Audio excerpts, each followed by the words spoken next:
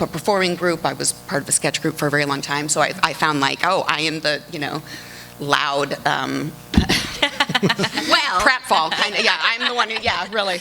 I think that's such a universal struggle, like when you're young, you're trying to figure out who you are, right? You're trying to figure out like what you stand for and what you believe in and how you see yourself and how other people see you. But add another layer to that as an artist, we're so vulnerable because we also want to be validated for our craft. We want to be seen for what we can do and what we can contribute artistically. So if how we see ourselves doesn't align with how other people might see us and what they expect from us, which doesn't align with what we want to do or feel comfortable doing, I can see that being a definite challenge for sure. Yeah, very much so. I think I've told this story at one of our last Women in Sci-Fi panels, because we've had a few now, us girls.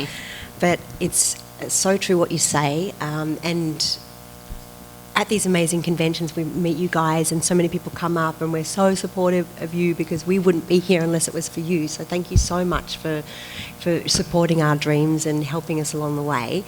But so many people I meet are like, oh my gosh, Nicole Kidman and Kylie Minogue and, blah, blah, blah, blah, and you live this high life. And there's definite moments of glory and abundance, but there's also, like my mum calls me up and she goes, oh, I can't believe you haven't thrown yourself in front of a truck.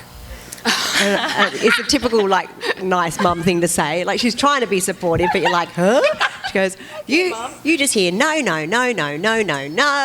all day long, don't you? And I'm like, yeah, I do. And she goes, but then you bloody well get back up. And I just don't know how you do it. And it is true. It's a beautiful career and it's amazing, but there is a lot of no's that come with that one yes. Like when you are trying to, that one or and so often you see someone on a billboard or you see someone on the television or you see someone behind a Comic-Con thing and you go, oh, overnight success. And you go, there's so much hard work and hustle and perseverance and courage that goes into that, and trying to, definitely in my later years, it was weird. Like, I look back and I feel like I should be more comfortable in my skin now because I've experienced so much, but I think I'm going in reverse. And now I've got a little one to fend for and care for, and want to make sure that there's, speaking of which, hello darling daughter, make sure there's food on the table. Like, it's bigger stakes now. So I feel like with the whole conversation of what is one of the most challenging aspects to me, definitely in the later years,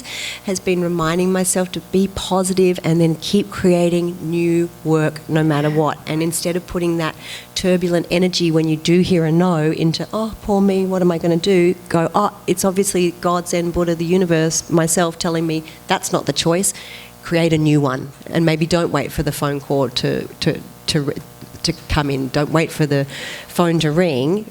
Go out. We've all got cameras, make projects, do music videos, channel that energy into something positive. As you said, like, something good surely will come of it.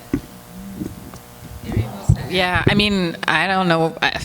The only thing I can add, really, I feel like you all covered bases for me, too, that I have definitely felt, like the commercial thing, the weird segregation and weird racial stuff that happens in the commercial world.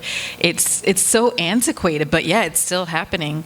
And for me, like, the added layer was also that when I moved out here, I'm from Newark, New Jersey. My mom is Puerto Rican and she's black. My dad is African American, black. And so I am a black woman and I'm also Latinx. And for some reason in LA, like, they just don't understand that. They don't understand that Latinos aren't a race, and that first of all, it's many different cultures and countries, and so coming out here, speaking of commercials, like, I would get sent out for like Spanish commercials every once in a while. And there was just this one very horrible time when I went in, and like the first word on the script was an English word, so I said that word and then continued in Spanish, and the casting director didn't even let me get past like the second word. He was like, first of all, no, you have an English accent. I was like, that word's in English. Okay, let me try it again. I'll say it like I can't say it properly. Okay. And he just wouldn't let me even do the audition. He was like, he's like, what are you? I was like, well, my mom is Puerto Rican. And he was like, you're not Puerto Rican. And I was like, well then, okay, I'm fluent in Spanish, but okay. Like, it was, yeah, so after that I was really burned, and I felt like I am not the Latino that they need here. So, and I also am, I think every black person in this country has always felt like not black enough. That's a thing that is like culturally ingrained in us, that either we're too black or we're not black enough. Oh my God. And it's just like you're never in the right category. And it's just like really annoying and it can really wear down on you. And so funny enough, like again, like getting back into my interests and the things that like really move me. So Star Trek and sci-fi and RPGs and improv and diversity and inclusion, and really like leaning into being a voice for actually like creating stories that are beautifully diverse and have protagonists that are minorities of all different kinds. Like that's the stuff that really, getting a little emotional, that's the stuff that really moves me, and that was able to kind of like get me through all of this other bullshit that was happening. Honey, you just hit the, woo! I'm gonna tell you guys something. So a few years ago, I had booked a commercial.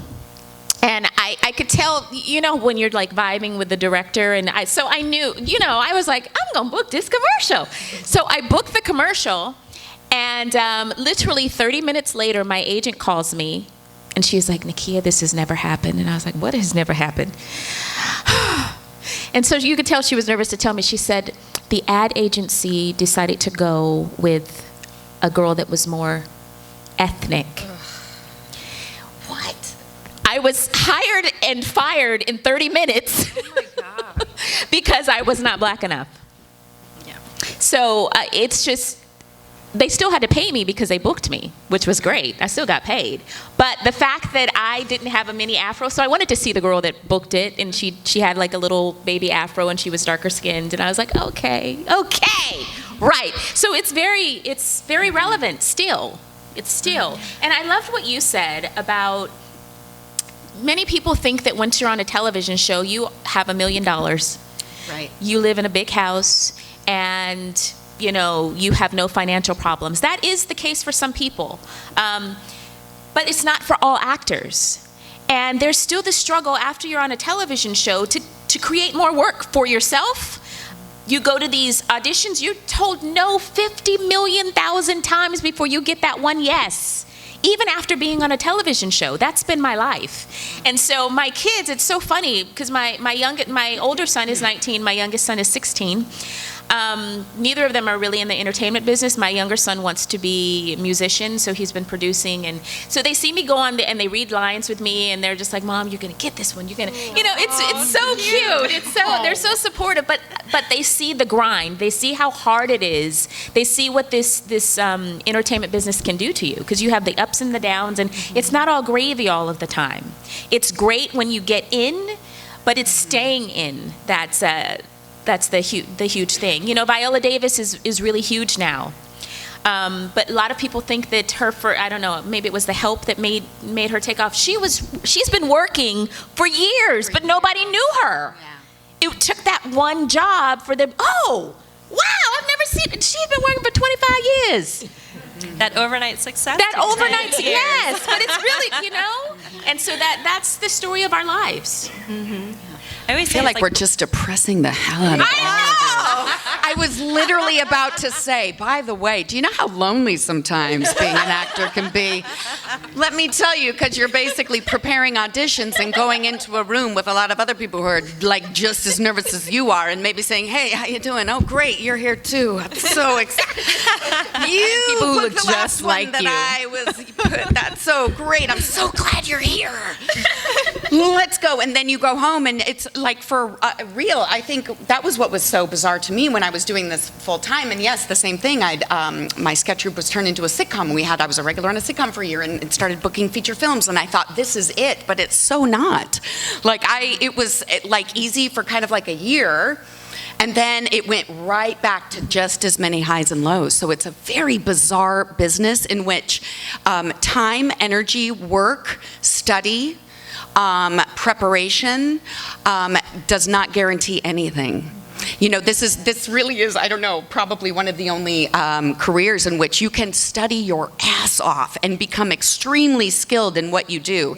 And it means nothing. It means absolutely nothing whether or not you're going to be able to be successful in it. So it's insane. What a stupid fucking, what are we doing? What are we doing in this? Why are we here? Who are we? I'll see you guys later. I got a good story. There's I don't know if you guys have seen the Saturday Night Live sketch, and it goes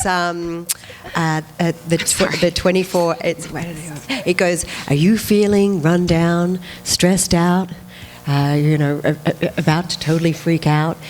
Is it because you're dating an actress? And it goes, maybe you need 24-hour power drink. It's like a Red Bull or whatever, but it's like for when she does get the part, she goes, oh my God, I got the part. And when she doesn't get the part, I didn't get the part. You know, when you're going to see her off-Broadway play and she's making love to some stranger and the boyfriend's sitting there like, after the power drink, he's like, oh my God, that was amazing. Like, they're doing check it out. It's on YouTube, the 24-hour power drink for if you're dating an actress. Well, welcome to our boyfriend's husband's lives. Welcome to our lives. My husband will say, "Are you having a moment?"